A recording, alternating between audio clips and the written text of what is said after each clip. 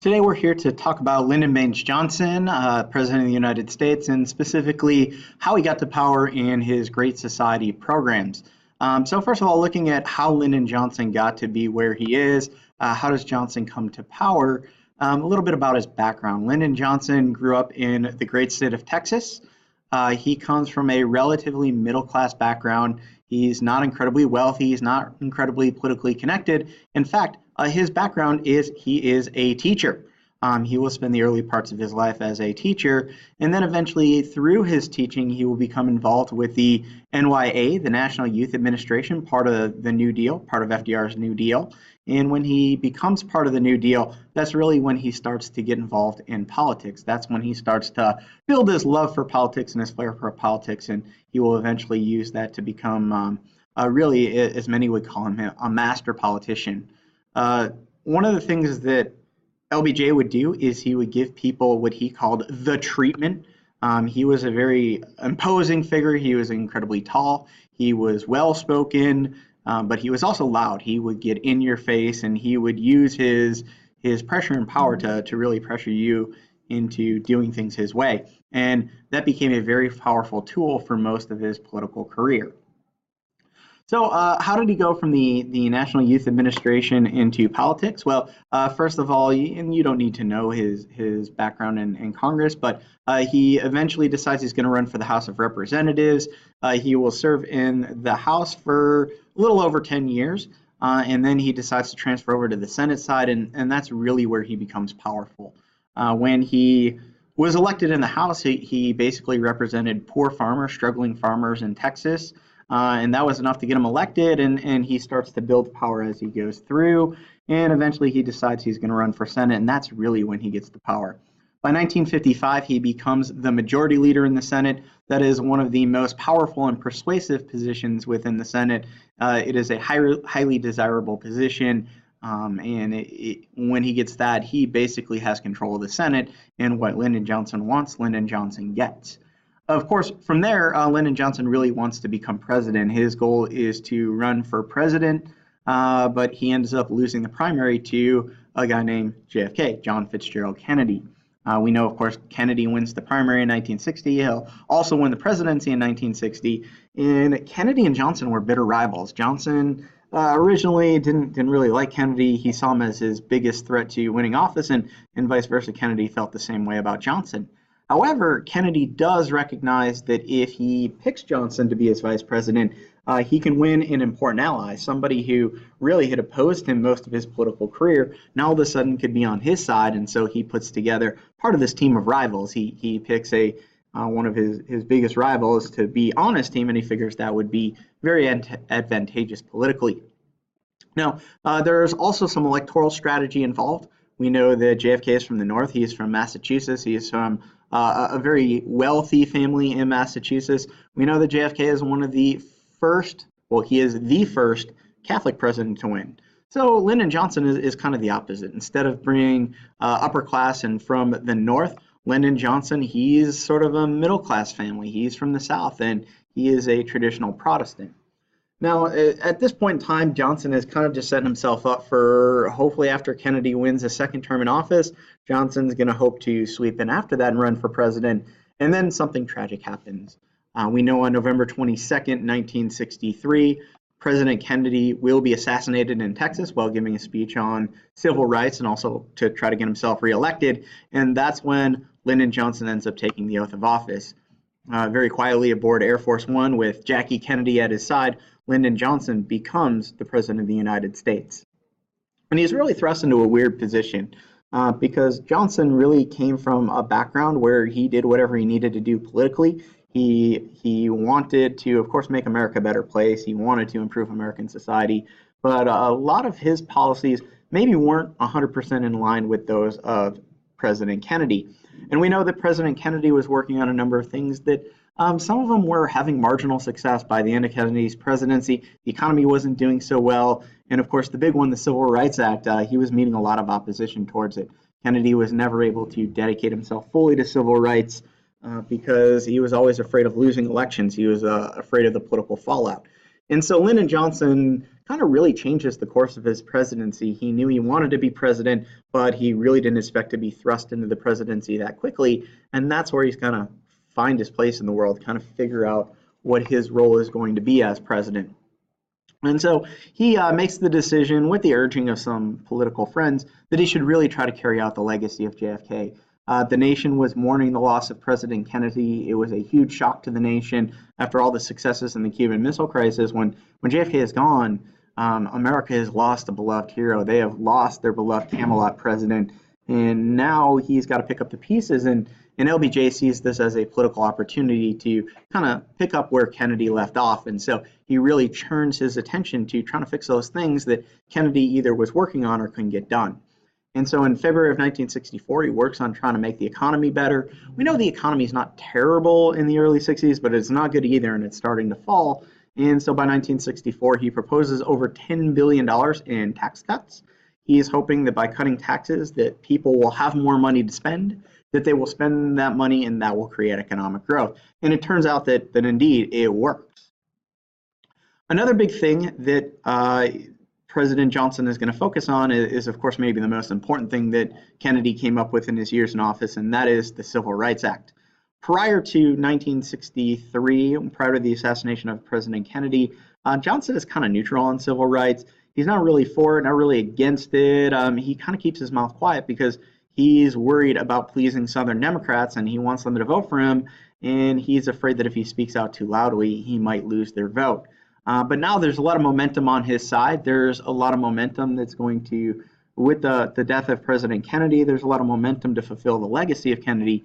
And Johnson sees this as an opportunity to push through the Civil Rights Act, and he is going to use that to his advantage. And he will, of course, get the Civil Rights Act passed. And we've talked about this before. The Civil Rights Act of 1964 says that basically discrimination, Jim Crow laws are illegal.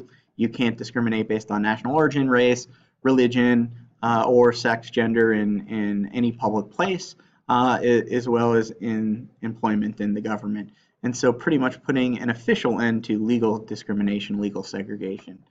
Changing the hearts and minds of people may be a little bit different, and that will take much more, but at least legally we get the Civil Rights Act of 1964. One of the things that makes the Civil Rights Act so significant is that Lyndon Johnson doesn't just get a law passed, but he actually follows through with it. He wants to make sure that that law actually gets enforced. We know what happened with Brown versus the Board of Education. We know schools were supposed to be desegregated. We know that they all weren't. We know that it took over 10 years to completely carry that out. And so in order to speed this up, in order to make sure this happens quicker, one of the things that Johnson does is he puts his money where his mouth is. He convinces the federal government to actually put funding behind enforcing the Civil Rights Bill, the Civil Rights Act. And one of the things he does is he makes it the responsibility of the Attorney General, the head of the Department of Justice, to go after anybody who decides that they're not going to follow the Civil Rights Act of 1964.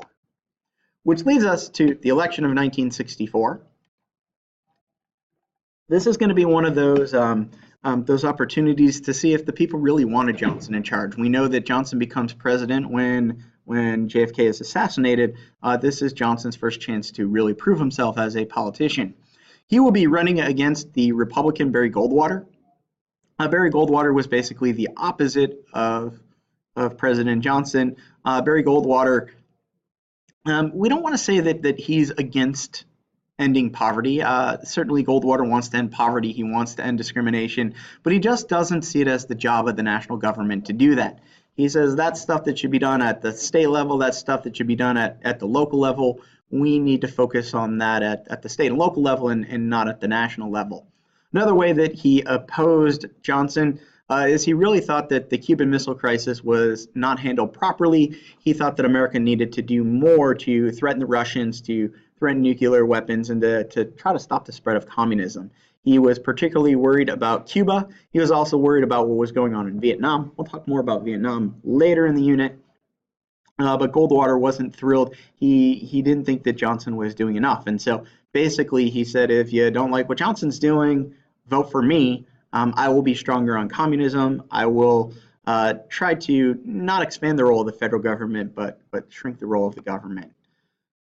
This leads us to what is considered the first attack ad in presidential history. Well, at least on television, this is the first time that a candidate is actually going to criticize another, and it is shocking what you see. Johnson basically says Goldwater is crazy. He is going to, in his commercial, he is going to really draw attention to the fact that Goldwater is basically threatening to create a nuclear problem in the nation, in the world.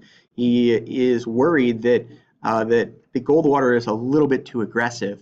And so he comes up with this ad, and what we're going to see is the simple ad of a child counting up and down, basically counting towards nuclear disaster, and we'll see what happens to her if you vote for Goldwater.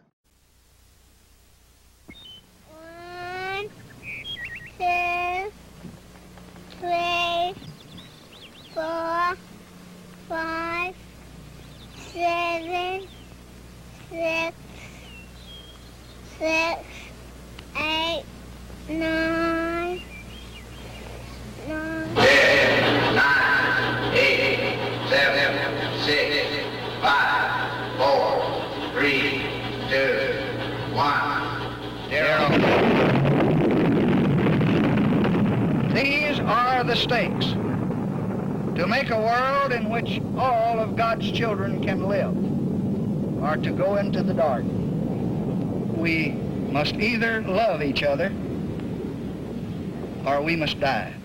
Vote for President Johnson on November 3rd. The stakes are too high for you to stay home. So you can see why that was kind of controversial. Essentially, he's saying, vote for Johnson or your kid will get nuked. In your guts, you know he's nuts, is what he had to say about Barry Goldwater. But despite the fact that the negative ad, it was so controversial, they showed it once, but the damage had been done. That, along with the fact that Johnson was actually a pretty popular president, leads to a landslide victory in the election of 1964. Johnson's able to get 61% of the popular vote. He's able to get 90% of the Electoral College vote. He is headed very much in the right direction through most of the early parts of his presidency. Which leads us to the Great Society, or the War on Poverty, as sometimes it's called. And so you'll hear those names interchangeably. A lot of people argue that Lyndon Johnson may have gone down as one of the greatest presidents of all time, or at least the greatest since FDR. He certainly had the largest amount of social programs since FDR, but all those social programs, what we call the Great Society, or what we sometimes call the War on Poverty, they get overlooked by is the war in Vietnam, the war on the North Vietnamese, the communist forces in Vietnam. Johnson just ends up contributing way too much energy and time and effort to trying to win a war that many Americans start to see as unwinnable. So that often overshadows some of the things that he does with the Great Society and the War on Poverty. So the beginning of the War on Poverty, the Great Society, comes actually at my alma mater at the University of Michigan. On May 22nd, 1964, Lyndon Johnson is asked to give the graduation speech, the commencement speech, and there, he congratulates the graduates and tells them about all the great things that they're going to do in the world, but he also sets out his goals for society. He basically says, look, we as a country are going to work to end poverty. We're going to try to end poverty, and we're going to try to end racial injustice in America. By focusing together and working together as a group, we're going to make life better for all Americans, not just for the rich, not just for the wealthy, not just for the white people. We're going to make America better for everybody. And so essentially, the War on Poverty, or the Great Society as it's called, the goal is to take poverty in America and get rid of it, wipe it out. And so there are several steps that he's going to take in order to do this. The first part of the Great Society is focusing on education. So the first goal of the Great Society, or the War on Poverty, is to focus on education. Being a teacher himself, he understood that if we were truly going to make America a great place, if we were going to create equality within America, that equality had to begin with education. If all people are not being equally educated, if all people don't have a good chance at education, those people at the bottom are never going to have a chance to raise themselves up. And so he calls for the passage of the Elementary and Secondary Education Act of 1965, which, among other things, gives over $1 billion of funding to lower income districts, to lower income schools that otherwise can afford to do things. And so they're going to use this money to especially buy new textbooks Some schools had highly outdated textbooks to buy books for libraries and just general funds in order to improve schools. It's not just elementary and middle school and high school that he focuses on. He also focuses on higher education. Higher education is what we would think of as college. So he gets passed the Higher Education Act of 1965, which grants a number of scholarships at the national level, a number of college scholarships, so lower income families can afford to go to college. He also calls for funding for PBS, for the public broadcasting system. So I'm sure at some point in your life you've seen some stuff on PBS. He really creates the funding to pay for PBS. The second part of the War on Poverty or the Great Society is social welfare, so trying to make life better for all people within America. This begins with the Economic Opportunities Act of 1964, which will provide over $1 billion to help create jobs within the United States. And so there are a couple ways to do this. First of all, he forms the Job Corps, which provides vocational training in things like the trades, welding, and what we would call skilled labor, training people in order to do that. He also comes up with a program that at the time is called VISTA. We still have it today. Today we call it AmeriCorps. And AmeriCorps or VISTA is basically the domestic equivalent of the Peace Corps.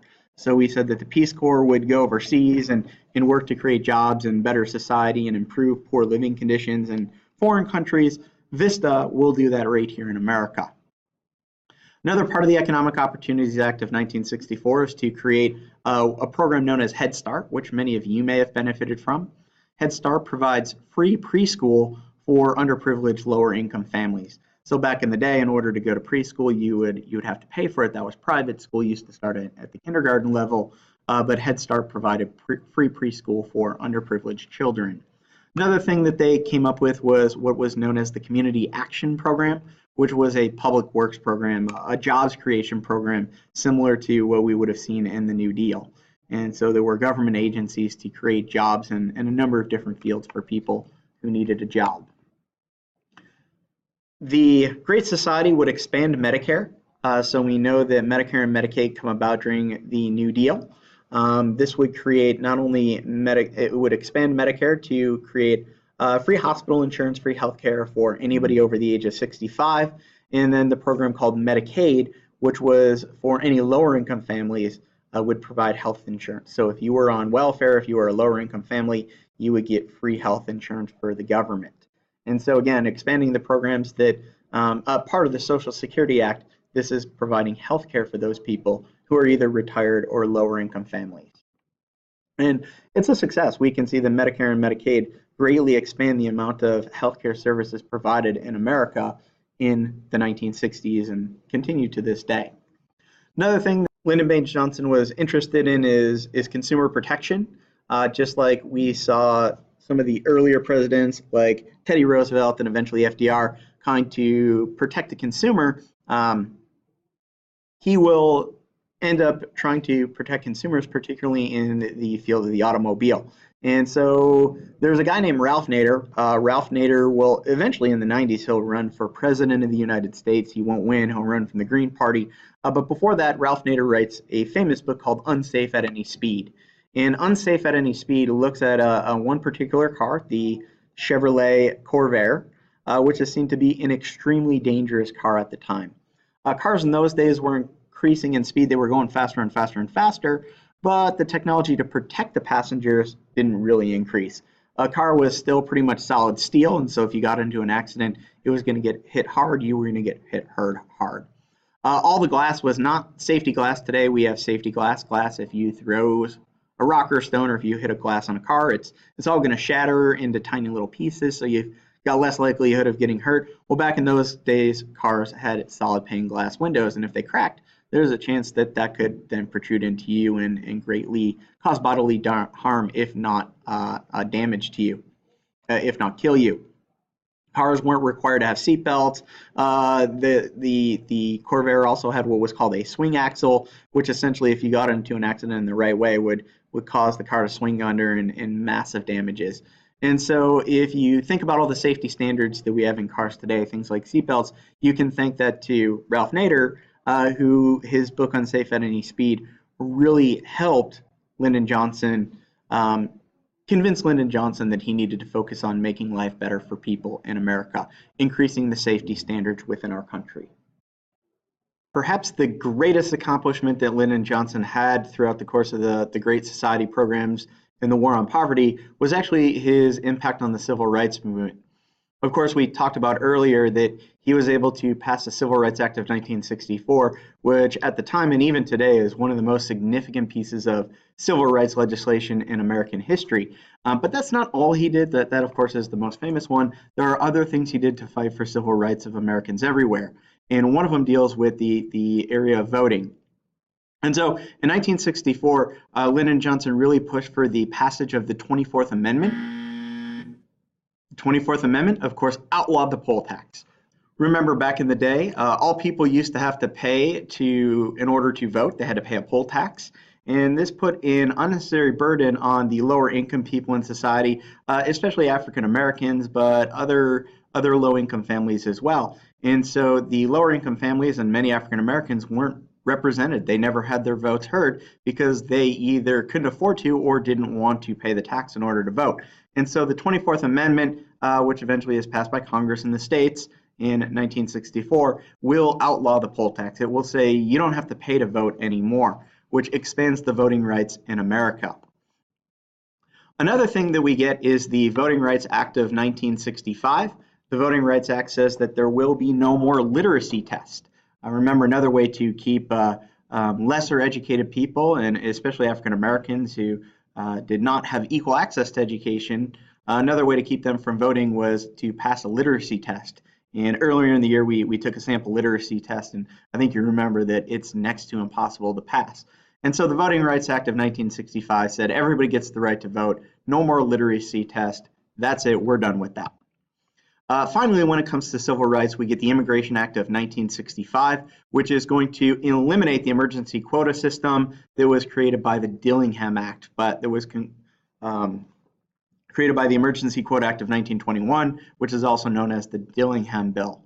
And so without the quota system, we really give more opportunities for non-Europeans to enter our country. There's not this discrimination against Eastern Europeans and people from outside of Europe.